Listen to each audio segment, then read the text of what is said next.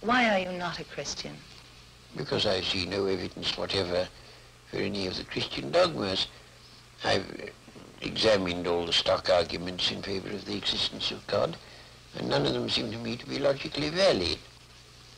Do you think there's a practical reason for having a religious belief for many people? Well, there can't be a practical reason for believing what isn't true. That's quite, at least I rule it out as impossible. Either the thing is true or it isn't. If it is true, you should believe it, and if it isn't, you shouldn't. And if you can't find out whether it's true or whether it isn't, you should suspend judgment. But you can't, it seems to me, a fundamental dishonesty and a fundamental treachery to intellectual integrity to hold a belief because you think it's useful and not because you think it's true. Well, I was thinking of those people who find that some kind of religious code helps them to live their lives. It gives them a very strict set of rules, the rights and the wrongs. Yes, but you know, those rules are generally quite mistaken.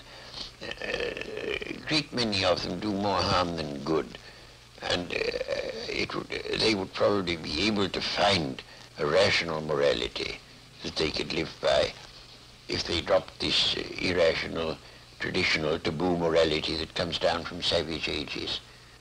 But are we, perhaps the ordinary person, perhaps isn't strong enough to find this own personal ethic? They have to have something imposed upon them from outside. Oh, I don't think that's true. And what is imposed on you from outside is of no value, whatever. Doesn't count. Well, you were brought up, of course, as a Christian. When did you first decide that you did not want to remain a believer in the Christian ethic? I never decided that I didn't want to remain a believer. I decided between the ages of 15 and 18, I spent almost all my spare time thinking about Christian dogmas and trying to find out whether there was any reason to believe them. And by the time I was 18, I discarded the last of them. Do you think that that gave you an extra strength in your life? Oh, I don't know. No, I shouldn't have said so. Neither extra strength nor the opposite. I mean, I was just engaged in the pursuit of knowledge.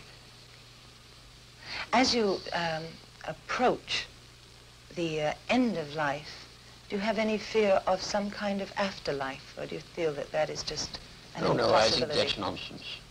There is no afterlife? None whatever. Do you have any fear of something that is common amongst atheists and agnostics who have been atheists or agnostics all their lives, who are converted just before they die to a form of religion? Well, you know, it doesn't happen nearly as often as religious people think it does, because religious people, most of them, think that it's a virtuous act to tell lies about the deathbeds of agnostics and such. As a matter of fact, it doesn't happen very often.